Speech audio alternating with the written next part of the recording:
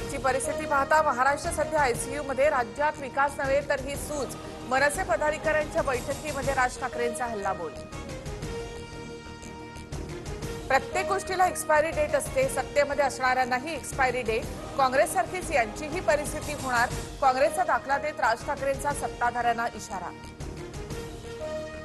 महाराष्ट्र नव्हे तर त्यांचा पक्ष आयसीयू मध्ये जनतेचे आशीर्वाद असेपर्यंत भाजप सत्तेत राहणार, भाजपच्या नवनाथ बन यांचा राज ठाकरेंवर पलटवार। भिवंडी महापालिकेत भाजपला मोठा धक्का, काँग्रेस प्रणित सेक्युलर फ्रंटचे नारायण चौधरी महापौरपदी तर काँग्रेसचे तारिक मोमीन उपमहापौरपदी, भाजपची 6 मतं फुटली। भिवंडीमध्ये बंडखोरी रोखण्यासाठी टोकाचा प्रयत्न केला, शब्द दिल्यानंतर सुद्धा बंडखोरी झाली, पक्षविरोधी काम करणाऱ्यांवर कारवाई करणार, भाजप प्रदेशाध्यक्ष रवींद्र चव्हाण यांची माहिती। राज्यसभेसाठी शरद पवार इच्छुक, त्यांच्या आणि पक्षाच्या भूमिकेवर निर्णय होणार, संजय राऊतांची प्रतिक्रिया। तर प्रियांका चतुर्वेदी राज्यसभेवर जाऊ नयेत यासाठी राऊत प्रयत्नशील, नवनाथ बन यांचा निशाणा।